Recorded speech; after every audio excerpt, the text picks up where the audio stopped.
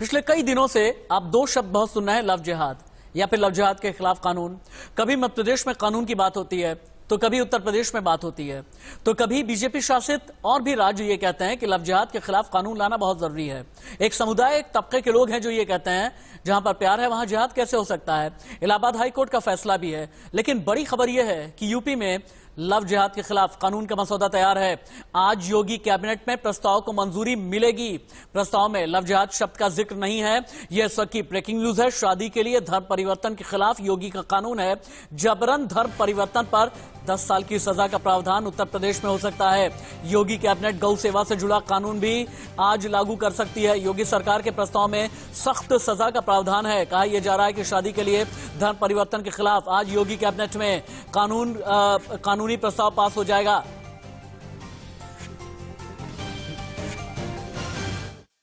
ऐसा लगता है लब के साथ जिहाद जोड़ के कि इसका कुल मिलाकर इरादा कानून बनाने का नहीं बल्कि राजनीतिक मकसद है। कानून बनाएं क्योंकि मौजूदा कानून पर्याप्त है। अगर कोई किसी को धोखा देकर शादी करता है, किसी को अंधेरे में रख के शादी करता है तो पर्याप्त है, उसको लागू करें।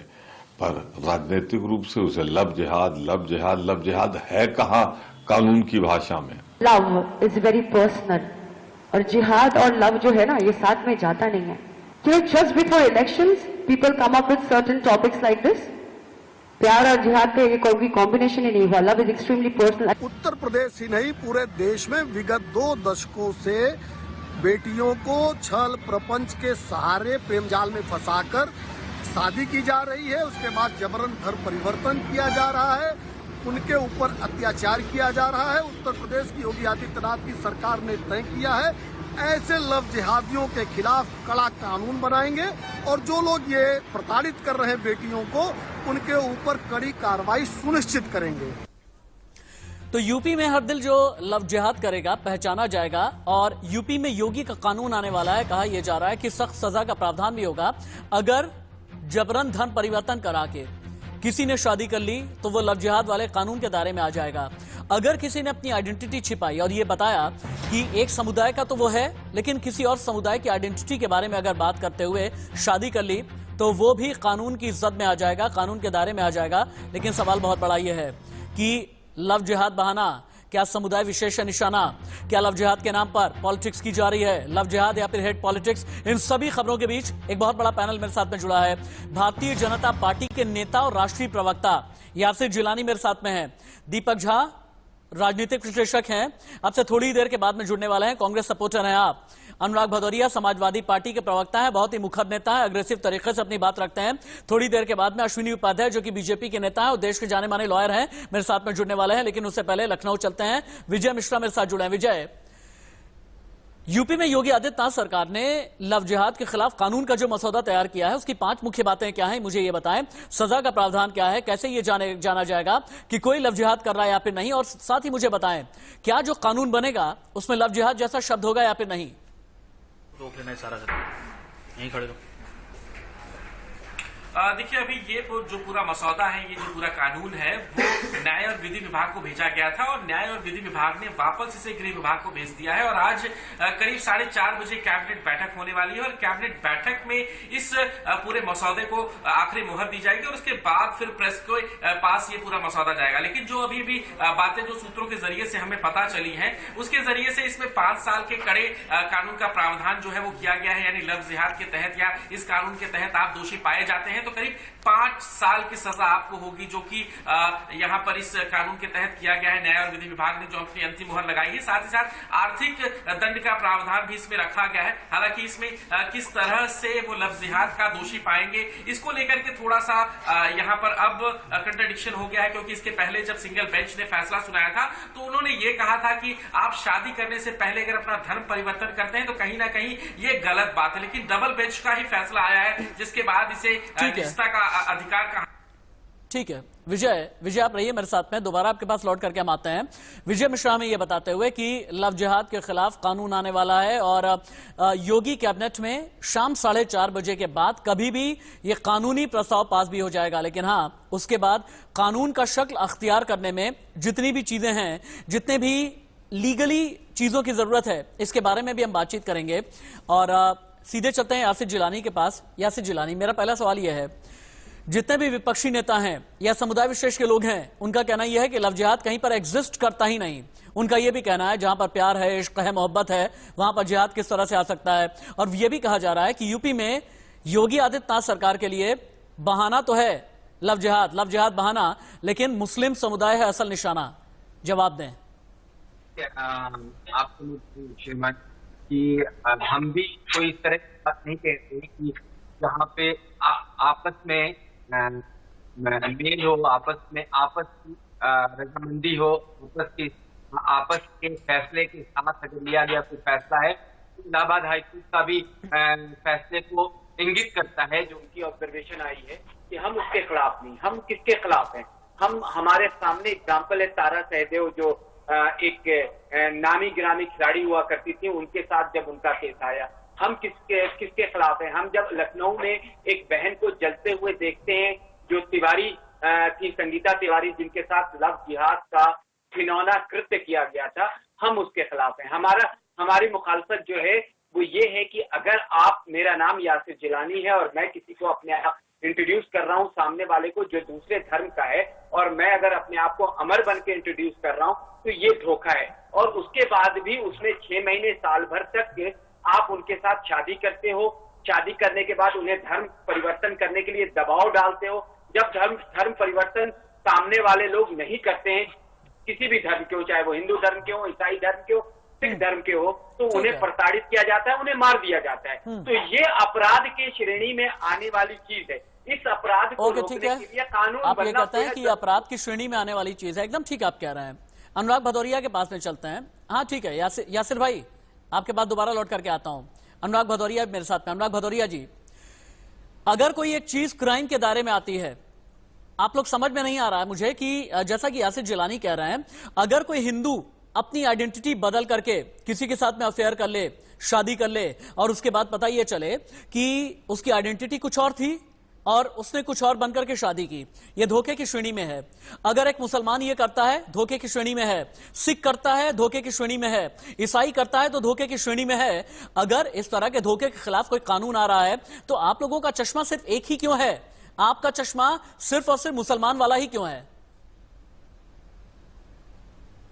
सही कर लीजिए तो आपको सब कुछ सही दिखाई देने लगेगा। भाई आपने अपने हिसाब से हमारा जजमेंट कर दिया, हमने बोला ही नहीं, उसके पहले आपने बोल दिया आप अपने चश्मे से क्यों देखते हैं। तो आप अगर एजेंडे के तहत मुझसे बहस करना चाहते तो ऐसा बता दीजिए। आपने मेरा वर्जन तो सुना नहीं, आपने अपना वर्जन दे दिया कि आप एक ही चश्मे से क्यों देखते हो।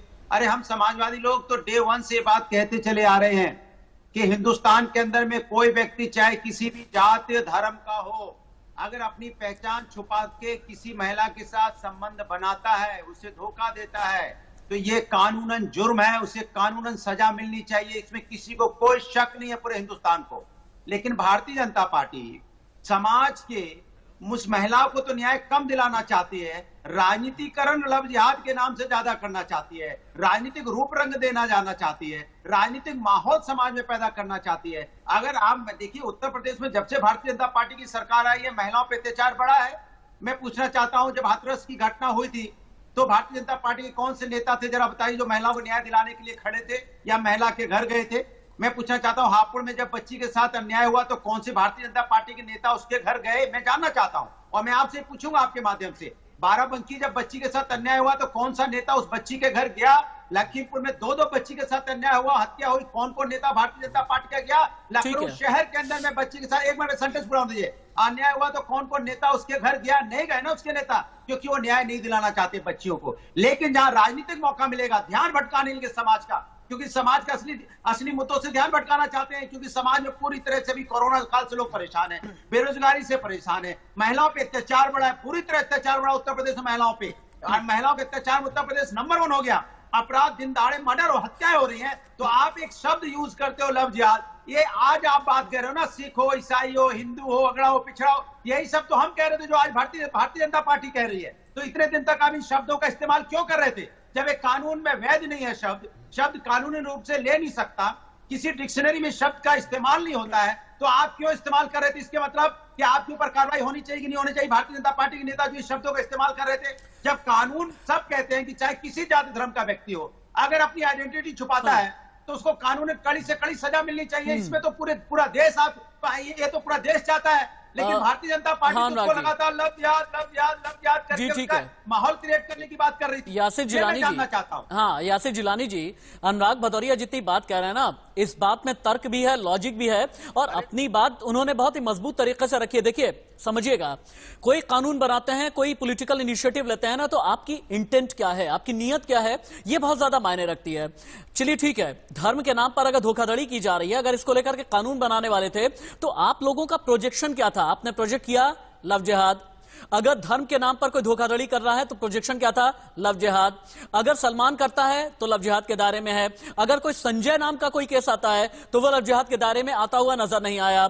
अगर कोई मुनव्वर करता है तब तो लव जिहाद के दायरे में आता नजर आया। कोई मनोज अभी तक यूपी में नजर नहीं आया। ये आखिरकार क्या है? क्या ये माना जाए कि अलग अलग नजरिए से, अलग अलग चश्मे से देख रहे हैं कि आप लोग? और बात है इंटेंट की, बात है नियत की। क्यों ना ये माना जाए कि आप लोग असल में एक धार्मिक वोट बैंक या पॉलिटिकल पोलराइजेशन करने के लिए लव जिहाद का सहारा ले रहे हैं? यासिर जिलानी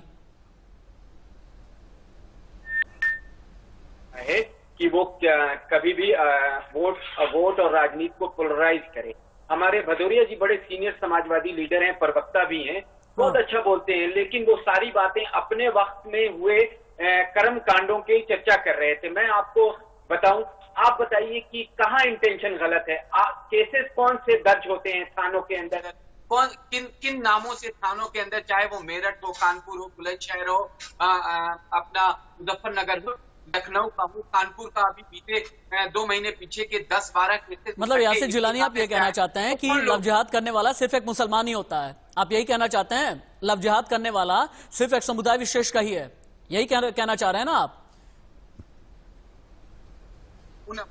चर्चा कर रहा हूं जो संगठित और नियोजित तरीके से दूसरे धर्म कुल के लोगों के खिलाफ एक पूरी तरीके से संगठित होकर काम कर रहे हैं, और उनका एक ही मकसद है धर्म परिवर्तन कराना। इसकी वजह से ये और उदाहरण के तौर पे आप साउथ इंडिया का जो केस है जिसमें लड़की को सीरिया तक भेजा गया, वो संगठित और सुनियोजित तरीका, उसमें खाड़ी देश का आया हुआ पैसा इन्वॉल्व था। तो अनुराग भदौरिया जी या दूसरे जो भी दल हैं, चाहे वो कांग्रेस के प्रवक्ता बैठे हों, अगर तो उनसे पूछिए कि क्या इसमें वो उनके साथ खड़े हुए दिखाई दे? अगर आप किसी चीज में इंटेंशनली इन्वॉल्व होके परिवर्तन करा रहे हैं तो ये अपराध है, और इस अपराध को आप जिहाद का लफ्ज दीजिए, क्योंकि आपका इंटेंशन ठीक है। और मैं समाज के मेरे साथ में राजनीतिक विश्लेषक, कांग्रेस सपोर्टर दीपक झा भी जुड़ गए हैं, उनके पास में हम चलेंगे, विजय मिश्रा के पास भी चलते हैं। लेकिन इस बीच एक और बड़ी खबर है।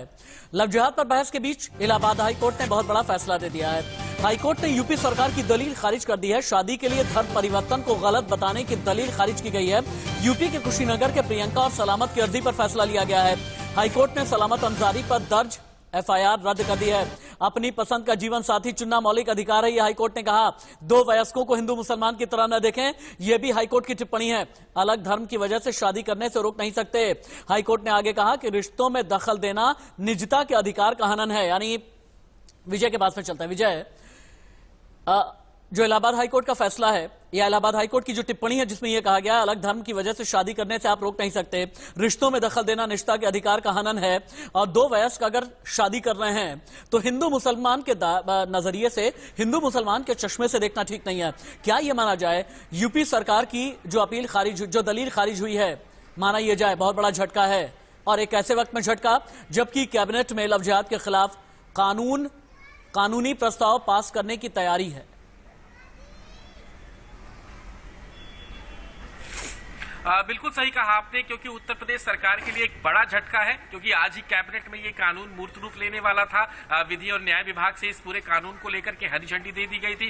गृह विभाग को ये पूरा कानून भेज दिया गया था, और इसमें जो प्रावधान किए गए थे उसमें कहीं ना कहीं उत्तर प्रदेश सरकार की तरफ से ये बातें जब एकल पीठ में ये कही गई थी कि शादी के समय जो धर्म परिवर्तन किया जाता है वो कहीं से भी जायज नहीं है, इस वजह से ऐसी शादियों को मान्यता न दी जाए। ये बाकायदा वर्डिक्ट था यूपी सरकार का जब एकल विजय आप रहे हमारे साथ।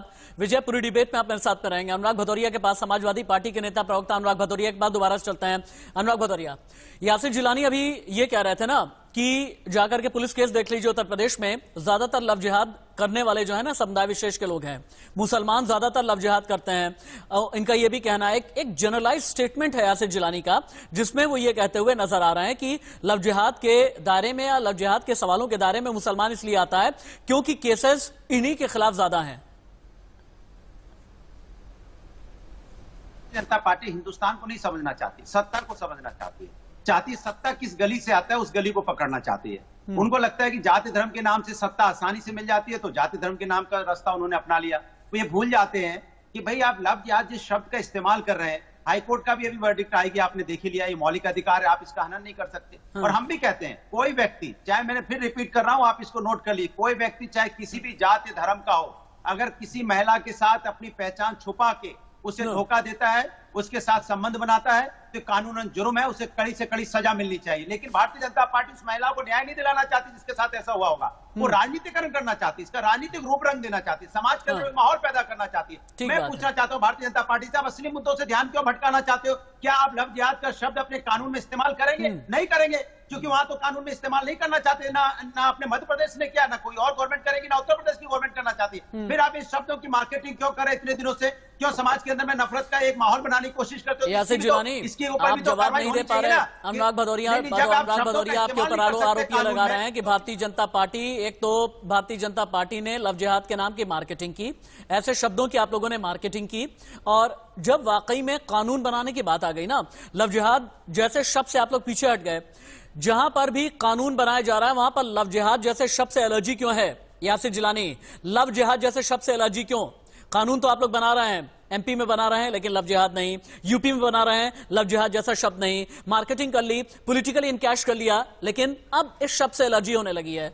यासिर जिलानी को समाजवादी पार्टी के प्रवक्ता को समझना चाहिए, हमारे समाज की अगर कोई समरसता को तोड़ेगा तो उसके खिलाफ कानून बनेगा। मैं आपको जो हमारी गंगा जमुनी तहजीब का एक उदाहरण मैं इनको बता दूं कि जब दुनिया के भारत के पास, सुन लीजिए जब भारत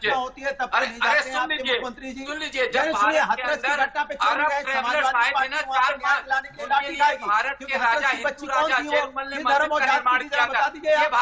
संरचना है, ये भारत भाव है, भारत पहचान है, ये हमारे भारतीय जनता पार्टी कोई महिला जाएगी हापुड़ में 6 साल की बच्ची के साथ अन्याय होगा, किस धर्म की? अरे कोई नहीं जाएगा, अपराधियों को बख्शा नहीं जाएगा, बच्ची के साथ अन्याय होगा, मुझे ब्रेक लेना है, लेकिन मैं अश्विनी उपाध्याय भी मेरे साथ में जुड़ गए हैं, भारतीय जनता पार्टी के नेता हैं अश्विनी उपाध्याय, और साथ ही देश के जाने माने लॉयर हैं। अश्विनी भाई, सबसे पहले तो बहुत शुक्रिया अदा करना चाहूंगा, अपने बेशकीमती शेड्यूल में से आपने मेरे लिए समय निकाला, मेरे डिबेट के लिए समय निकाला है।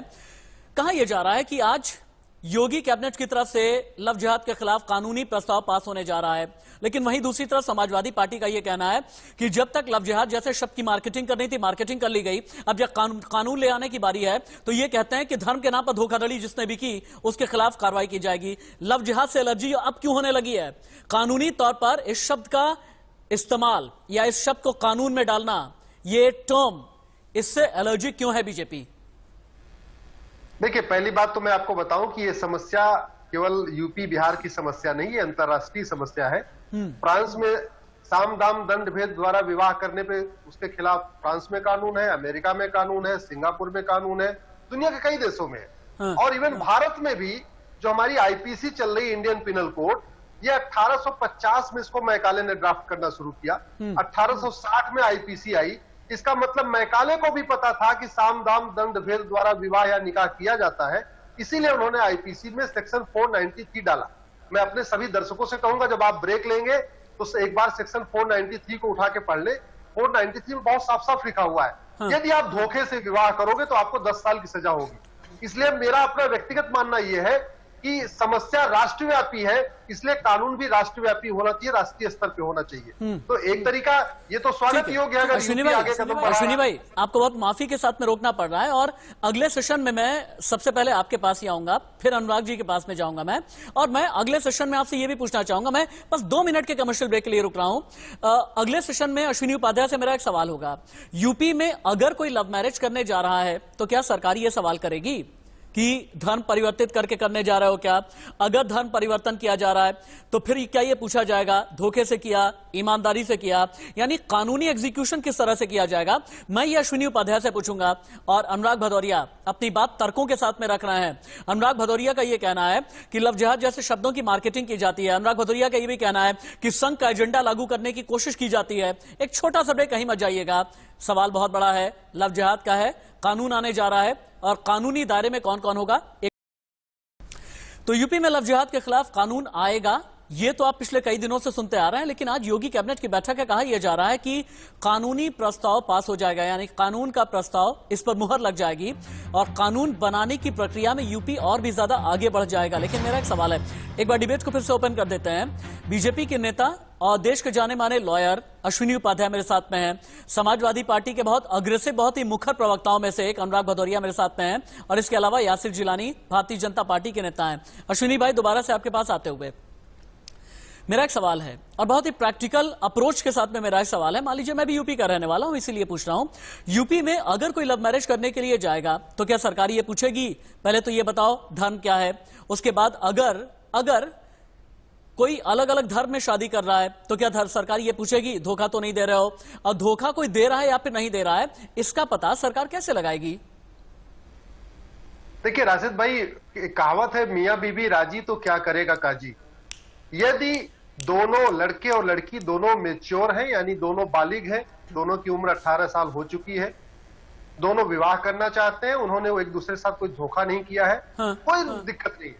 मतलब अगर मैं उदाहरण दूं, अगर शाहरुख बन के गौरी से विवाह करते हैं, निकाह करते हैं तो कोई दिक्कत नहीं। अगर सैफ अली खान बन के ही करीना कपूर से विवाह निकाह करते हैं, यूपी में आके करें, लखनऊ में आके करें, कोई दिक्कत नहीं। सलमान खान कैटरीना कैफ से करे और सलमान खान बन के करे, कोई दिक्कत नहीं। दिक्कत ये हो रही है कोई झूठा नाम बदल के, कोई झूठा पता दे के, कोई अपना हुलिया बदल के, और वो कोई भी करे, चाहे हिंदू अपना हुलिया बदल के करे या मुस्लिम अपना हुलिया बदल के करे, पारसी अपना हुलिया बदल के करे या ईसाई हुलिया के बदल करे। धोखाधड़ी नहीं होना चाहिए। इसलिए मैं सबसे कहता हूं कि एक बार इंडियन पिनल कोड देखिए। ये तो मैं काले को भी पता था कि भारत में धोखा दे के विवाह निकाह होता है, नहीं तो 1860 में आईपीसी में सेक्शन 493 डालने की जरूरत क्या थी? और मैं फिर से दूसरी बात फिर से रिपीट कर रहा हूं, यह समस्या यूपी, बिहार या मध्य प्रदेश की नहीं है, समस्या राष्ट्रव्यापी है।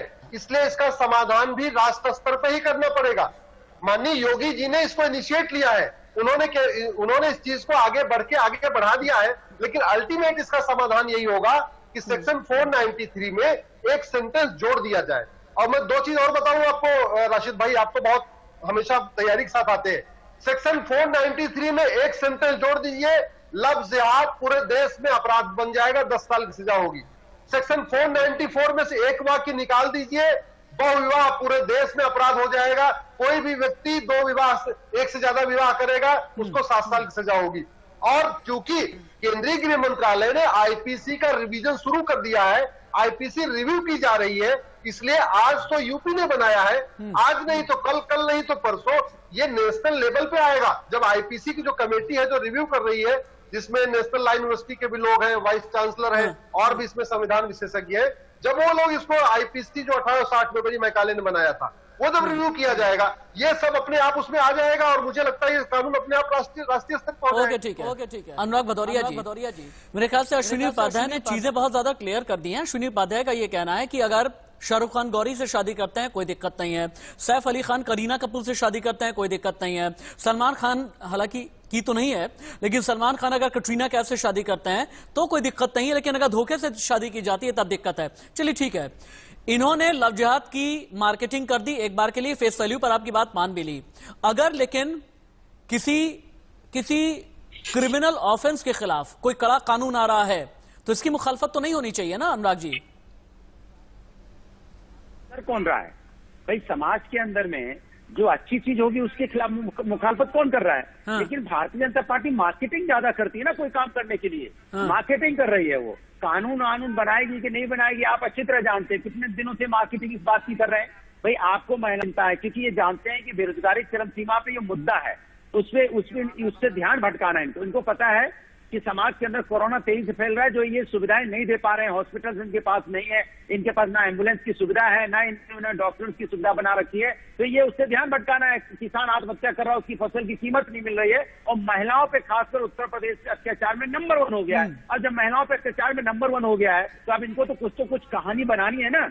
ये किसी चीज को बनाने के पहले उसका, मैंने कहा ना, इवेंट और मार्केटिंग में विश्वास रखते हैं। अगर इतना ही सब कुछ इन्होंने, अगर 3.5-4 साल की सरकार हो गई, 3.5-4 साल सरकार में सरकार ये बता दे जो महिलाओं पर अत्याचार हुआ है सरकार ने उस पर क्या किया, फिर महिलाओं के अत्याचार में उत्तर प्रदेश नंबर 1 क्यों हो गया, और ये बताइए कि किन किन महिलाओं पर अत्याचार हुआ, वहां भारतीय जनता पार्टी के नेता गए कि नहीं गए। मैं इतना पूछना चाहता हूं, अगर महिलाओं की इतनी चिंता है तो जैसे हम समाजवादी लोग रोड पे रहते हैं, जब हाथरस की घटना या बाराबंकी की, लखनऊ की, या उन्नाव की, या बांदा बदायूं की होती है, तो जब हम रोड पे होते हैं तो भारतीय जनता पार्टी क्यों नहीं महिलाओं के घर जाएगी, क्यों नहीं उसके सम्मान की बात करेगी? इसलिए वो अपने आपका चेहरा छुपाने के लिए शब्दों का इस्तेमाल कर रहे हैं, शब्दों की कालाबाजी कर रहे हैं। इससे पहले कि मैं आपकी बात, ठीक है अनुराग जी, आपने अपना पॉइंट काफी हद तक क्लियर किया है। आपकी बात मैं रिबटल के लिए मैं अश्विनी भाई की बात लेकर के जाऊंगा, लेकिन एक कमेंट के लिए मुझे यासिर जिलानी के पास भी जाना है। यासिर जिलानी, चूंकि मैं आपको ये जानता हूं कि आप एक यंग पॉलिटिशियन हैं, बहुत ही डायनेमिक हैं आप, लेकिन साथ ही साथ आपका जो बैकअप है राष्ट्रीय स्वयंसेवक संघ के साथ भी रहा है, मुस्लिम राष्ट्रीय मंच के नेता होने के नाते आप जानते हैं बहुत अच्छे तरीके से। अब मेरा एक और सवाल है, लव जिहाद के साथ में ये कहा जा रहा है कि बैकडोर से राष्ट्रीय स्वयंसेवक संघ का एजेंडा आगे बढ़ाया जा रहा है, और अनुराग भदौरिया ने जो बात कही है ना, बिना तर्कों के नहीं कही है। अनुराग भदौरिया ने यह कहा कि अगर यूपी में महिलाओं की हालत ठीक करनी है, उनके खिलाफ अपराध का लगाम क्यों नहीं लग रहा, अगर महिलाओं की हालत ठीक करनी है, आर्थिक तौर से आगे क्यों नहीं बढ़ रही, अगर महिलाओं की हालत ठीक करनी है, शैक्षणिक तौर से यानी शिक्षा के तौर पर आगे क्यों नहीं बढ़ रही, लव जिहाद के खिलाफ कानून ला करके ही क्या महिलाओं की हालत ठीक होगी क्या? यह सवाल एकदम ठीक है, लेकिन आप ये बताएं कि क्या संघ का एजेंडा लागू किया जा रहा है? क्योंकि प्रयागराज की 3 दिन पहले वाली जो बैठक है ना, वो बैठक कई अलग अलग सवाल खड़े कर रही है। राशिद साहब, एक चीज पहले बता दूं कि मुझे गर्व है कि मैं मुस्लिम राष्ट्रीय मंच और राष्ट्रवादी विचारधारा से मेरा ताल्लुक रहा है और रहेगा। आपको गर्व यही होना चाहिए, आप हिंदुस्तानी हैं, हिंदुस्तानी होने का भी गर्व कीजिए। आप चाहिए आपकी, मैं पहले हिंदुस्तानी हूँ, उसके बाद आरएसएस हूँ, उसके बाद किसी धर्म का हूँ। आपको हिंदुस्तानी होने पे गर्व होना चाहिए। आप हिंदुस्तानी होने पे गर्व करते ही नहीं करते, बताइए। हिंदुस्तानी होने पे गर्व करते हैं कि नहीं करते? अनुराग भाई, समाजवादी होने पर आपको भी तो गर्व होगा ना, जब आप भी लाल टोपी लगाते होंगे अनुराग भाई, तो गर्व आपको भी होता होगा ना। तो नमस्ते सदा वत्सले मातृभूमि कहने में अगर यासिर जिलानी को गर्व हो रहा है, दिक्कत क्या है? हिंदुस्तान की बात कर पाएंगे। हाँ, अगर आप हिंदुस्तान की बात करना चाहते हैं, हिंदुस्तान की बात अनुराग भाई, संघ भी तो हिंदुस्तान की बात करता है ना, संघ भी तो भारतीयता की बात करता ही है, संघ भी तो कहता है ना नमस्ते सदा वत्सले मातृभूमि। ठीक है, यासिर जिलानी बोले आप। देखिए, इनके जो नेता रहे ना जिन्ना, उनके 2 नेशन थ्योरी को लात मार के हम लोग हिंदुस्तान में रहने वाले लोग हैं। ये हमें बताएंगे भारत से मोहब्बत के बारे में, समाजवादी पार्टी के लोग। अरे आरएसएस को बताना पड़ेगा भारत की मोहब्बत के बारे में, तो कैसे समझेंगे वो? अंग्रेजों के समय में आंदोलन में आप नहीं, भारत छोड़ो आंदोलन में तो आप छोड़ के भाग गए थे भारत को, आप तो पार्टिसिपेट नहीं कर रहे थे भारत छोड़ो आंदोलन में। क्या दिक्कत हो गई थी आपको? आरएसएस के लोग कहाँ थे उस समय? क्यों उन्होंने बायकॉट किया था आंदोलन को? अंग्रेजों के साथ लड़ाई का, भारत छोड़ो आंदोलन का बायकॉट करने वाले कौन थे? अनुराग भाई, इतिहास की अगर इतनी उलझने हम क्रिएट करेंगे ना, तो डिबेट कहीं पर उलझ करके रह जाएगी। देखिए, अश्विनी उपाध्याय जैसे बोलते हैं ना, हाँ अच्छा ठीक है अनुराग भाई, आपने चूंकि आपने कई बेरोजगारी पे बात करेंगे, इनसे पूछे लोग। ठीक है, आप दोनों को ही रोकता हूँ, मुझे अश्विनी उपाध्याय के पास जाना बहुत जरूरी है, क्योंकि अश्विनी उपाध्याय रिबटल यकीनन देंगे और देना चाह रहे होंगे। लेकिन अश्विनी भाई, जो अनुराग भदौरिया ने जितने सवाल खड़े किए हैं उसके तो आप जवाब दें, लेकिन साथ ही मैं कैनवास को थोड़ा बड़ा कर देता हूं। क्या है ना, भारतीय जनता पार्टी के चाहे वो केंद्रीय शासनकाल की बात कर लें या यूपी में योगी आदित्यनाथ के शासनकाल की बात कर लें, जितने भी कानून बन रहे हैं, जितने भी इनिशिएटिव लिए जा रहे हैं, कहां ये जा रहा है? एक समुदाय विशेष को ही दायरे में रख करके किया जा रहा है। अगर सीए एनआरसी तो मुसलमान, अगर सीए तो मुसलमान, एनआरसी तो मुसलमान, इसके अलावा लव जिहाद तो मुसलमान, ट्रिपल तलाक तो मुसलमान। क्यों नहीं ये माना जाए कि बैकडोर से संघ का एजेंडा लेकर के काम किया जा रहा है? पहली बात तो भदौरिया जी किसी को नहीं बोलने देते, लेकिन मुझे बहुत खुशी है और गर्व है कि भदौरिया जी मुझे बोलने देते हैं। जब मैं बोलता हूं भदौरिया जी बोलते नहीं। दूसरी बात ये पिछले 6 साल के आप आंकड़े उठा के देख लीजिए, चाहे जनधन खाता हो, चाहे मुफ्त में मकान हो, चाहे मुफ्त में जमीन हो, चाहे मुफ्त में अनाज हो, चाहे वो एजुकेशन लोन हो, चाहे वो होम लोन हो, कोई भी स्कीम उठा के देख लीजिए प्रधानमंत्री मोदी जी की, आपको 33% उसमें पार्टिसिपेशन, मैं नाम लेके कह रहा हूं, मुस्लिम्स का है। नाम लेके कह रहा हूं, मैं माइनॉरिटी वर्ड यूज नहीं कर रहा हूं, मैं नाम लेके कह रहा हूं, जितनी भी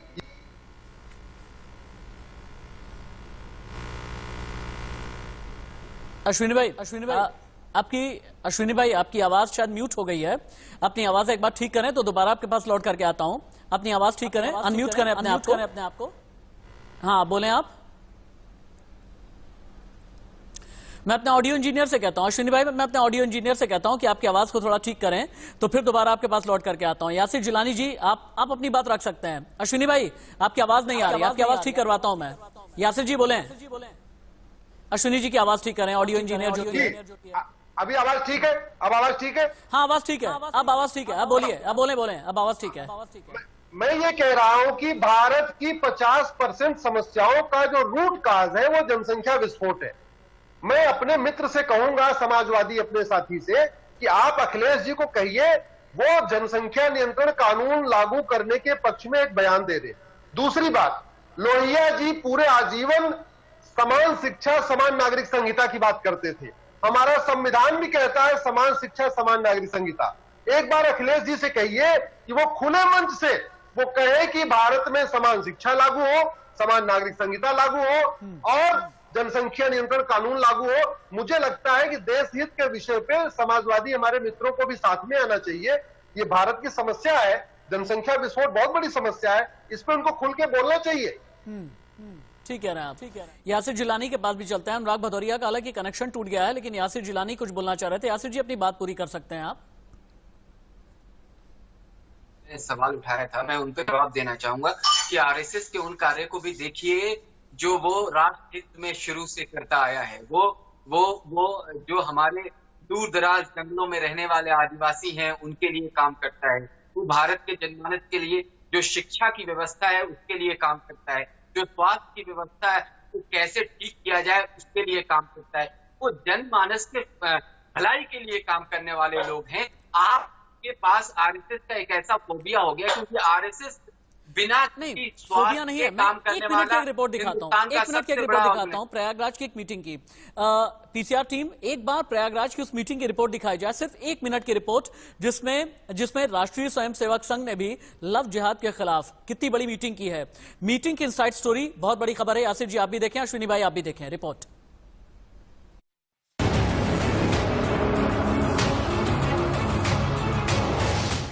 लव जिहाद और धर्मांतरण के बढ़ते मामलों पर लगाम लगाने के लिए एक तरफ कई राज्य नए कानून ला रहे हैं, वहीं आरएसएस भी अब लव जिहाद और धर्मांतरण के मामलों को लेकर गंभीर हो गया है।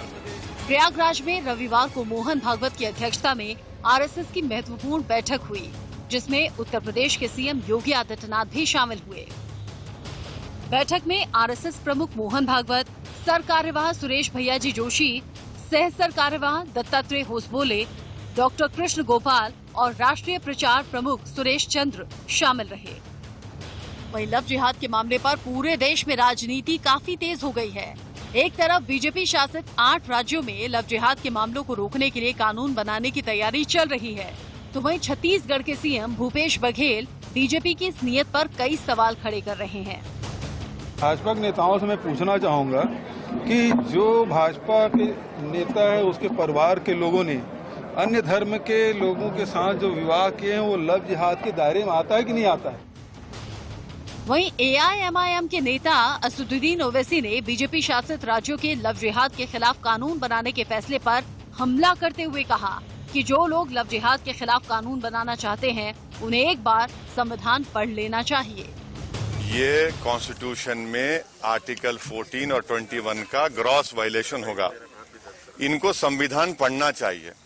आप इतना ज्यादा हेट्रेड में आगे बढ़ जाते हैं, जरा संविधान पढ़ लीजिए।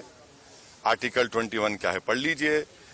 स्पेशल मैरिज है उसका खत्म कर देंगे आप, उसको खत्म कर दीजिए। फिर आप ये बातें करना, इस तरह से सिर्फ हेट्रेड पैदा करना, ये नहीं चलेगा। अश्विनी भाई, असदुद्दीन ओवैसी जैसे लोग ये कह रहे हैं कि जहां पर लव जिहाद की बात की जा रही है, धर्मांतरण के खिलाफ कानून की बात की जा रही है, वहां सिर्फ हेट पॉलिटिक्स है, हेट्रेड यानी नफरत की राजनीति है। और साथ ही उनका यह भी कहना है, आप तो संविधान की बात कर रहे थे, ओवैसी ये कह रहे हैं कि आर्टिकल 21 जाकर के पढ़ें। क्या स्पेशल मैरिज एक्ट खत्म कर देंगे क्या? नहीं, स्पेशल मैरिज एक्ट नहीं चलेगा। मैं तो कह रहा हूं कि ओवैसी भाई खुद भी कानून के जानकार हैं, उन्होंने लॉ किया हुआ है। और अगर वो खुद भी चाहें, हालांकि उनकी शादी हो चुकी, उनके तो बच्चे भी हैं, लेकिन कोई भी अपना नाम मत छिपाओ, अपनी पहचान मत छिपाओ, अपना पता गलत मत बताओ, आप किसी के साथ धोखा मत दो, आप किसी के साथ साम दाम। ठीक है, ठीक है, ठीक है, ठीक है, ठीक है अश्विनी जी। है जहां आप धोखा कर रहे हो जी, ठीक है। तो ये तो मुझे लगता है कोई भी ये इस बात का समर्थन नहीं करेगा कि किसी की बेटी को धोखे से उठा लो, किसी की भतीजी को धोखे से उठा लो, किसी की बहन को धोखे से उठा लो। जी, अब मुझे कमर्शियल ब्रेक के लिए रुकना पड़ रहा है, लेकिन अश्विनी भाई बहुत बहुत शुक्रिया, बहुत बहुत धन्यवाद। मेरी स्पेशल रिक्वेस्ट पर आपने अपना बेशकीमती समय अपने शेड्यूल में से निकाला, बहुत खास शुक्रिया आपका अदा करना चाहूंगा। यासिर जिलानी जी, आपका भी वक्त बहुत ही ज्यादा कीमती है, मेरे लिए वक्त देने के लिए बहुत बहुत शुक्रिया। और गुजारिश करूंगा कि आगे भी जब वक्त मिले तो हमारी डिबेट में आप जरूर बैठे। अनुराग भदौरिया जी, आपका भी बहुत बहुत धन्यवाद। अंत में इतना ही कहना चाहेंगे, अगर धर्म परिवर्तन कोई धोखे के साथ में हो रहा है, उसके खिलाफ कानून आ रहा है, तो उसमें राजनीति नहीं तलाशनी चाहिए, ये हमारा मानना है।